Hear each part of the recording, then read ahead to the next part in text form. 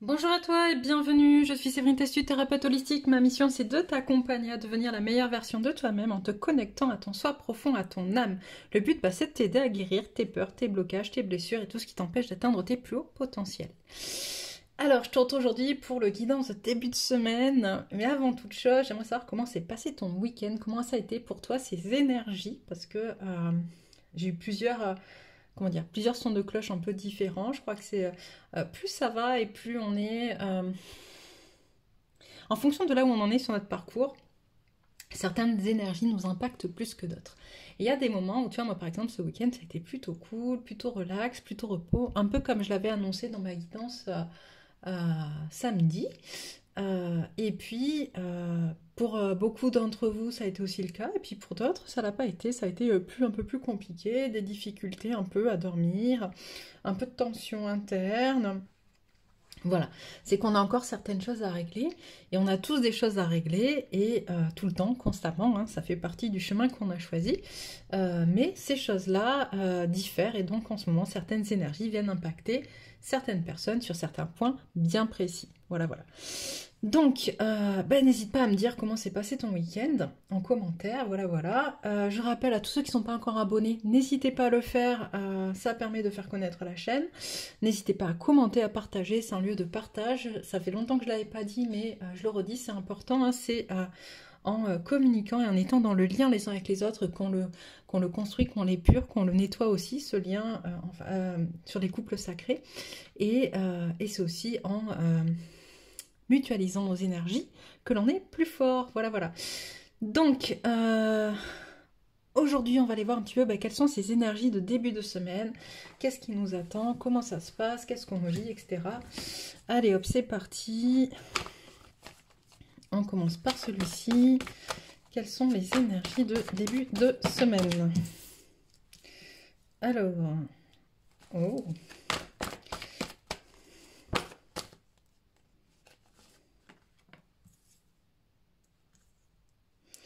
Alors, en ce début de semaine, j'ai des énergies pour certaines personnes qui sont un peu bloquées en lien avec les contraintes financières.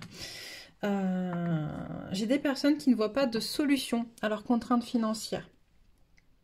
Et elles ne voient pas de solution parce qu'elles n'y mettent pas de l'amour dedans, en fait. Elles restent bloquées sur la partie contrainte financière, elles ne voient pas le reste, en fait. Et en restreignant leur champ de vision, leur champ de conscience, elles s'empêchent d'aller vers l'abondance. Ok ?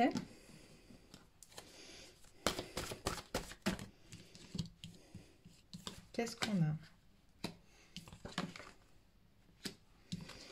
On a pas mal de cartes retournées. On est sur des féminines qui perdent pied un peu dans leur spiritualité. Il y a un gros manque d'équilibre entre le spirituel et le matériel.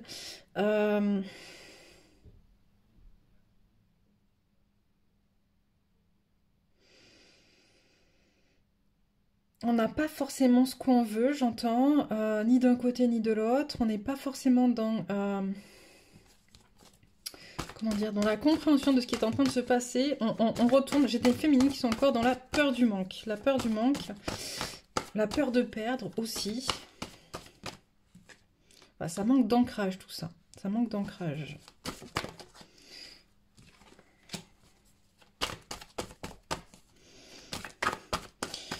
Alors, tout ça pour nous pousser à travailler justement des liens d'attachement. Hop, pour retourner sur notre chemin.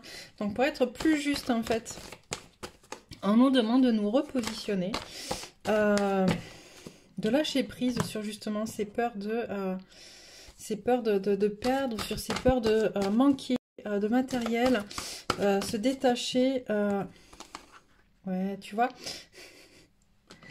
pour retourner sur ton chemin en fait. Tant que j'ai une ligne bien positive au milieu, hop, de 3 autres un peu plus difficiles, on va dire ça comme ça. Voilà. Alors, qu'est-ce qu'on nous dit? On nous dit cette semaine, on fait travailler les féminines sur cette notion d'équilibre entre la spiritualité et la matière, entre justement se détacher de cette peur du manque, cette peur de perdre dans la matière. Vraiment, c'est en se détachant de tout ça, de tout ce qui semble être problématique finalement dans la matière et qui n'est, alors je vais dire que de la matière. Non, c'est important la matière. On est incarné dans un monde dans la matière, c'est important de le comprendre, ok, et de l'accepter. Donc on en a besoin. Mais c'est trouver cet équilibre entre notre spiritualité et notre matière, entre qui on est, qu'est-ce qu'on veut, etc. Et pouvoir se détacher, une fois de plus, aller encore plus en profondeur, lâcher prise sur ce qui nous empêche justement d'être connectés autant dans l'un que dans l'autre, ok. Et c'est en allant sur son chemin, en allant vers... J'ai lu une phrase cet après-midi, alors je sais plus qui c'est, et si jamais la personne se reconnaît, parce que c'était une citation de quelqu'un sur internet, si la personne se reconnaît, qu'elle n'hésite pas à mettre son nom et à nous dire que c'est d'elle, qui disait... mince, t'es suis tes rêves. Eux, si toi tu ne sais pas où tu en es, eux ils connaissent le chemin. Et en fait c'est un peu ça qu'on me dit avec le chemin du temple, en fait c'est reconnecte-toi à toi, parce que si toi aujourd'hui tu sais plus trop où tu en es, mais en fait au fond de toi tu le sais, donc reconnecte-toi à ton cœur, et en te reconnectant à ton cœur, on a l'abondance qui se remet en route, tu vois, petit à petit, puis après complètement. On a aussi la carte des flammes jumelles pour ceux le 11 là, qui sont donc, puisqu'on est aussi sur les couples sacrés, je pense aussi que... on vient aussi nous parler de reconnexion à son autre, d'accord? Pour celles qui... tu vois, là, on parle de contraintes financières, mais on me dit aussi que pour certaines, c'est pas tant les contraintes financières que le fait d'être dans la matière, en fait, et d'avoir l'impression de ne pas avoir ce qu'on veut dans la matière, et notamment en lien avec son autre. Et là, ce qu'on te dit, c'est parce que tu es encore trop dans des attachements, dans de la dépendance affective, ça revient, en plus, tu vois. Donc pour celles pour qui le financier ne parle pas, il y a aussi cette notion justement d'attachement à son autre, en fait, de dépendance affective. Et là, ce qu'on te demande, c'est de vraiment lâcher prise, encore une fois, sur ce que veut le collectif, d'accord, ou ce que pense le collectif, ou ce que pensent les autres, d'établir une stratégie pour te reconnecter à ton chakra du troisième œil. C'est lui qui sait, tu vois, parce que là, pour l'instant, justement, ton rapport aux autres, il n'est pas assez fort. Tu as ton chakra du plexus qui est, donc la carte est retournée, c'est que tu n'es pas assez en lien avec les autres, mais, comment dire, dans un lien juste, en respect de toi et de qui tu es. Est-ce qu'on peut avoir quelque chose pour le masculin?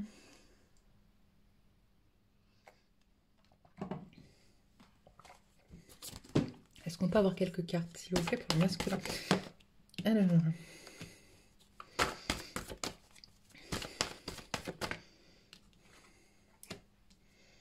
bon, les cartes sont un peu plus positives pour le masculin. On a un masculin qui est plutôt dans le connecté à une famille heureuse, qui se détache de ce dont il ne veut plus, qui hop, tu vois, qui est prêt à sauter le cap, mais qui n'est pas non plus relié à ses énergies divines et créatrices, tu vois. Hop.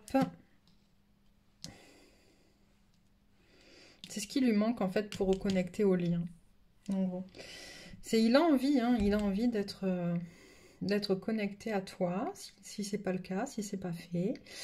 Et ce qui manque, c'est sa connexion à son propre être divin pour le faire.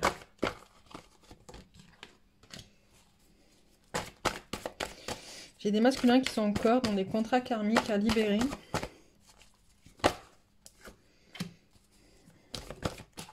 Oh.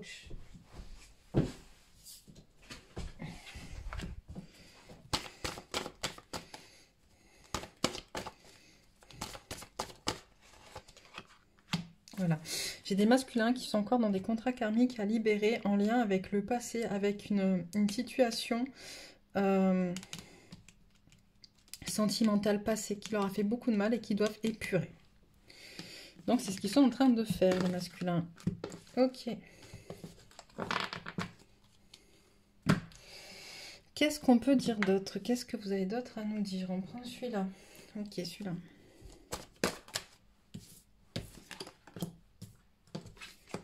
Ok. J'ai des reconnexions au contrat d'âme. des masculins qui... alors, je sais pas pourquoi j'entends des masculins. Des masculins qui sont en train justement de reconnecter, de tisser leur chemin vers leur contrat d'âme. Mais en... comment dire? C'est pas dit. C'est dans leur fort intérieur. Pour l'instant, il n'y a pas de... Ils peuvent pas se permettre encore de le dire, de lâcher la parole en fait. Tu vois, c'est vraiment... Ils ont besoin que tout soit au clair à l'intérieur d'eux-mêmes. Il y en a trop. Que tout soit au clair à l'intérieur d'eux-mêmes pour pouvoir avancer. Tu vois, ils apprennent à jouer de leur musique et surtout ils prennent du repos par rapport à tout ça. Un besoin de mettre en suspens les choses pour pouvoir s'y connecter beaucoup plus fluidement, beaucoup plus sereinement.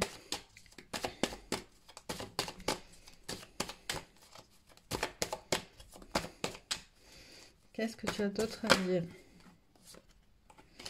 Qu'est-ce qu'on a?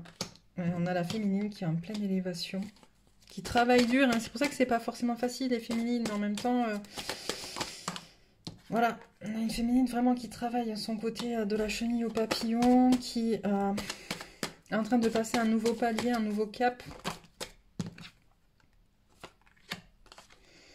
Et on a la force et le masculin. On a le couple là, tu vois. On a le couple de la féminine, de l'enfant intérieur, de la féminine et du masculin.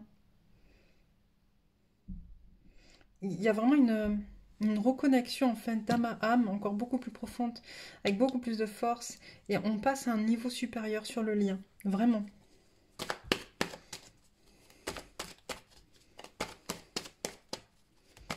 C'est plutôt beau et plutôt beau. Qu'est-ce qu'on a? Il y a vraiment quelque chose... Ok, on arrête là. Il y a vraiment quelque chose d'inattendu qui va se produire en termes de papier, en termes de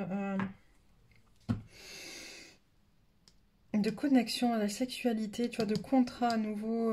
Peut-être que pour certaines, vous allez être surprise de la manière dont vos masculins vont revenir, dont la manière dont vos masculins vont se positionner de manière concrète dans la matière vis-à-vis de votre lien. Qu'est-ce que tu peux nous dire d'autre ?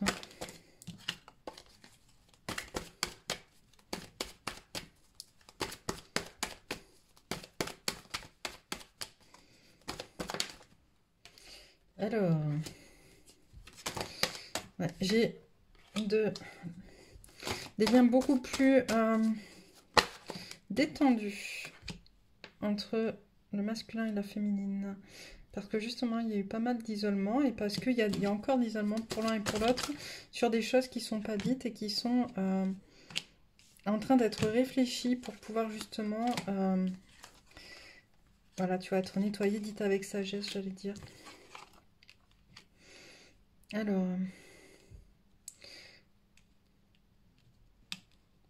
on nettoie, tu vois, on nettoie on nettoie et on comprend les sacrifices de l'autre en fait. On comprend ce qui se passe. On met en lumière finalement le pourquoi du comment on en est là. Et d'un côté et de l'autre. Parce que très souvent on voit où on en est nous, mais on a du mal à voir. On ne sait pas ce que pense l'autre en fait. Le masculin ne sait pas ce que pense la féminine et vice versa. La féminine ne sait pas ce que pense le masculin. Même si vous suivez toutes les guidances du monde possible, on est toujours sur des choses très générales. Et dans les faits, même si vous savez que votre masculin pense à vous, même si vous savez que ci ou que ça, ok, dans une passe comme ci ou comme ça, vous n'êtes pas dans ses chaussures. Et donc, c'est toujours très difficile que de s'y mettre. Et là, il y a ces mondes d'isolement, en fait, ce lien beaucoup plus posé, beaucoup plus soutenu, j'entends, mais dans quelque chose de fraternel. Ça ne veut pas dire qu'il n'y a pas d'amour amoureux de couple, hein, c'est pas ça. Mais il y a quelque chose de plus sain, de moins dans la confrontation, moins dans le... c'est moins douloureux, moins dans la... Ah, j'arrive pas à capter le mot qu'on m'envoie. C'est moins dans le... ouais, dans la provoque un petit peu, tu vois, de l'autre. En fait, j'ai fait mieux que toi, t'as fait mieux que moi, etc. Là, on est sur quelque chose de beaucoup plus fluide. Permet justement de nettoyer beaucoup de choses, en fait, et de prendre conscience de ce qui s'est passé chez l'un et chez l'autre. Et il y a du changement, du coup. Du changement et la lumière. Donc on va arrêter là, c'est la meilleure carte du jeu. Hop.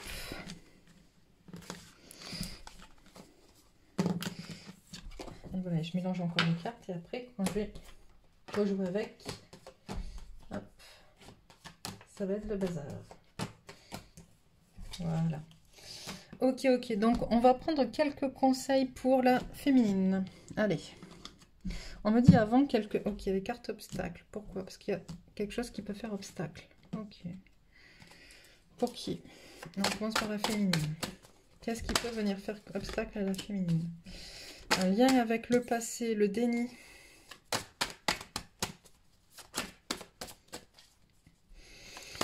La féminine a encore quelque chose à régler avec le passé.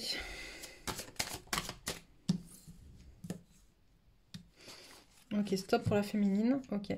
On a y a des choses qui remontent avec le passé qui ne sont pas encore réglées. Et ça ne m'étonne pas parce que très souvent, je retombe moi, sur la carte du pardon. D'accord? Dans les guidances, le pardon revient souvent à régler. Il y a quelque chose qui n'est pas, qui est pas réglé et éventuellement dans lequel vous êtes dans le déni en fait, que vous voulez pas voir. Donc il va falloir vraiment que vous alliez chercher. N'hésitez pas à... moi ce que je peux vous proposer si ça vous convient et si ça vous parle et si vous êtes dans mes énergies, etc. c'est de faire un accompagnement médiumnique pour aller creuser et voir c'est quoi cette histoire que vous êtes dans le déni, dont vous êtes dans le déni et qui vous empêche d'avancer. Voilà, c'était ma proposition du jour. Il y a aussi ce côté, je ne m'appartiens pas, une difficulté à être connecté à son corps, en fait. À être connecté à son corps et à être connecté à son qui suis-je, tu vois. Un problème de connexion corps-âme-esprit, en fait. Il faut regrouper le tout, il va falloir vraiment travailler à ça. Et la notion de « je vais mourir », une notion de... beaucoup de peur, en lien avec la mort, bien évidemment, mais pas que le changement, les changements amènent la mort, ou cette notion me dit aussi de... pour certaines féminines, s'il revient pas, mon autre, je vais mourir. Et là, c'est pas... il va falloir que tu trahis ça, parce que plus tu es dans cette croyance-là, et moins il reviendra de toute manière. Allez, quelques cartes pour le masculin. Il y en a beaucoup trop. Il ne va pas y louper, puisqu'on a eu... la féminine, hop, en miroir, on va le faire pour le masculin. Qu'est-ce qu'on a comme carte obstacle pour le masculin?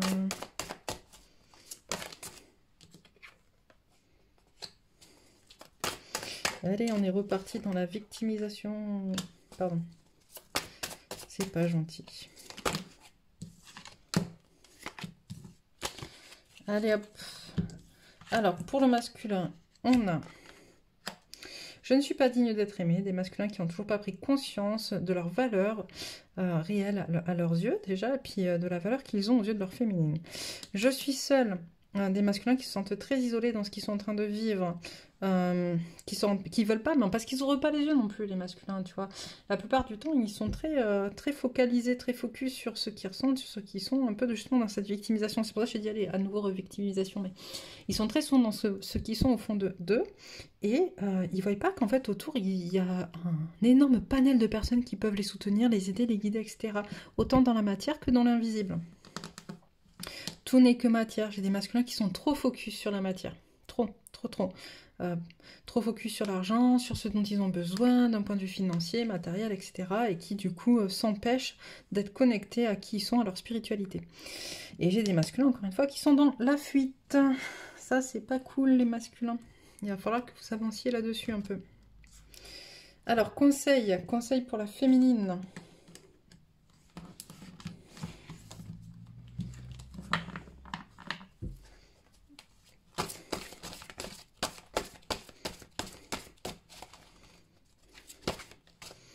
Qu'est-ce qu'on a? Le frisson des peurs. Tenaillé par la peur, vous vous limitez dans vos actions et vos projets. Ah. Il va falloir avancer, féminine. L'envol du lâcher-prise, tu vois, accueillir, accepter que tout a une raison d'être. Tu as la possibilité d'aller très très loin, d'être très très grande, de voir très très puissante. Et ça fait peur, la puissance fait peur, le pouvoir fait peur et tout ce qui est lié à se sentir un peu finalement au-dessus des autres, même si on n'est pas au-dessus des autres, mais en tout cas, de par nos compétences, nos connaissances, etc., on est tous meilleurs que les autres sur un sujet. Et il y a quelque chose qui nous retient justement et qui limite ça. On doit exceller dans ce qu'on sait faire. On doit exceller, on doit pouvoir se permettre de le faire, d'exceller là-dedans. On est tous venus avec un don, une capacité naturelle dans laquelle on doit exceller pour le monde, pour l'humanité, pour aider à avancer vers cette 5D. Et donc, il va falloir que tu lâches prise là-dessus, d'ailleurs, et que tu acceptes que tout a une raison d'être, et que tout ce qui se met en place autour de toi, c'est pas pour rien. C'est pour te permettre justement d'aller vers cette excellence. Qu'est-ce qu'on a? La chrysalide du rejet. Je reprends ma place sans me soucier du jugement des autres. J'ai des féminines qui sont encore dans cette peur du rejet à travailler.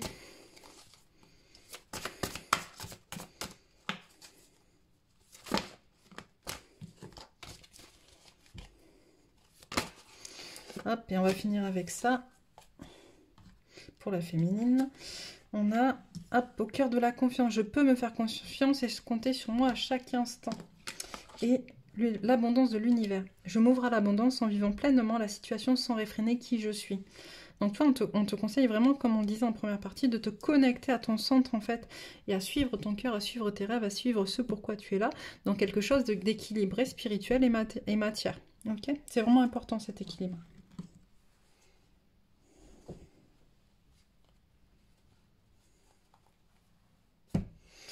Alors, conseil pour les masculins. Qu'est-ce qu'on a?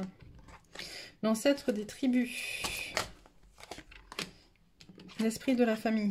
Je vais dire, il y a des connexions à la famille. On l'a vu, un masculin, famille heureuse. Il est vraiment dans quelque chose de très, très connexion à la famille en ce moment. Ok, encore. Ah. Voilà. Ben, il a sauté, il voulait nous parler celui-là. Donc, on a des masculins qui vont vers justement la reconnexion à la famille d'âme. Et on lui conseille fortement d'ailleurs d'aller vers ça, d'aller sur une connexion vers sa famille d'âme, d'où vient son âme, pour l'aider à avancer sur son chemin. La danse du mensonge et le danseur de la joie. On a deux danses là pour nous pousser à l'action, enfin pour pousser les masculins à l'action. Tu vois, l'ancêtre des tribus... Ok. Ce qu'on me dit, c'est en opposition en fait, on est en train de me dire. L'ancêtre des tribus représente un peu la famille de sang, la tribu dans laquelle on est incarné. L'esprit de la famille, l'esprit c'est la famille d'âme, tu vois. Et donc on te dit d'aller chercher le mensonge, ce dans quoi tu te mens par rapport à ta famille de sang, et d'aller chercher la joie et ce dont tu as besoin dans ta famille d'âme. Et l'ancêtre du savoir, tu sais au fond de toi, tu es connecté à ton savoir, tu sais ce qui est bon pour toi. Donc vas-y. Ok, allez, quelques cartes de l'oracle de la géométrie sacrée pour savoir à quelle énergie tu peux te raccrocher en ce début de semaine. L'âme. La fréquence de l'âme nous autorise l'émergence d'une nouvelle réalité embrassant le concept d'une âme intemporelle, illimitée et infinie au sein d'un corps physique et mortel.